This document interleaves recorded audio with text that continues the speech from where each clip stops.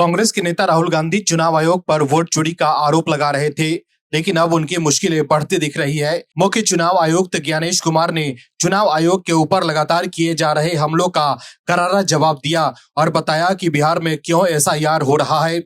चुनाव आयोग ने प्रेस कॉन्फ्रेंस कर राहुल गांधी के आरोपों पर करारा जवाब दिया है। ज्ञानेश कुमार ने कहा है कि चुनाव आयोग के लिए न कोई पक्ष है और न कोई विपक्ष, आयोग के लिए सब समकक्ष है।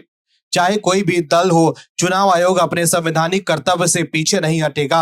मुख्य चुनाव आयुक्त ज्ञानेश कुमार ने कहा है कि कुछ मतदाताओं के दोहरे मतदान का आरोप लगाया गया, लेकिन जब सबूत मांगा गया तो कोई जवाब नहीं दिया गया। ऐसे झूठे आरोपों से ना तो चुनाव आयोग और ना ही कोई मतदाता डरता है। अब चुनाव आयोग के कंधे पर बंदूक रखकर भारत के मतदाताओं को निशाना बनाकर राजनीति की जा रही है। क्या है खबर, बताते हैं आपको इस रिपोर्ट में। दर्शकों, राहुल गांधी चुनाव आयोग पर आरोप तो लगा रहे हैं, लेकिन वो हलफनामा देने से भाग रहे हैं।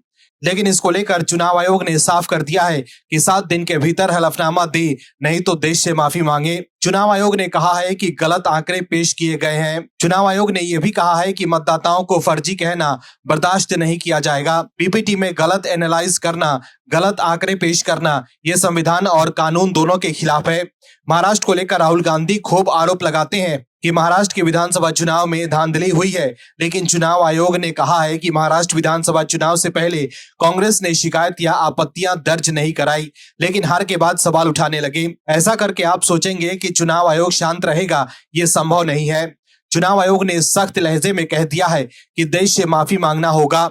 चुनाव आयोग ने साफ कर दिया है कि आरोप लगाकर भाग जाने वाले लोगों को चुनाव आयोग अब छोड़ने के मूड में नहीं है। मुख्य चुनाव आयुक्त ज्ञानेश कुमार ने राहुल गांधी का नाम लिए बिना कहा है कि उन्होंने चुनाव आयोग और मतदाता सूची को लेकर जो आरोप लगाए हैं वो निराधार और झूठे हैं।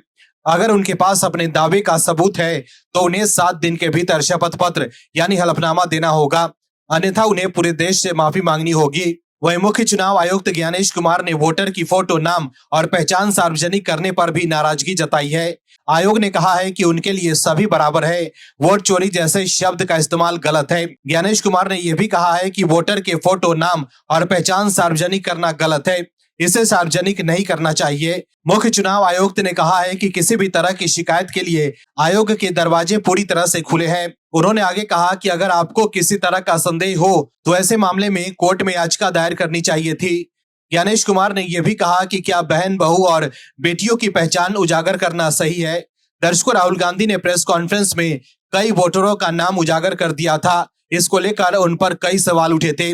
दर्शकों, चुनाव आयोग ने साफ कह दिया है कि झूठे आरोप न लगाएं। अगर वाकई सबूत है तो हलफनामा दे, लेकिन राहुल गांधी सिर्फ आरोप लगा रहे हैं और हलफनामा देने से बच रहे हैं।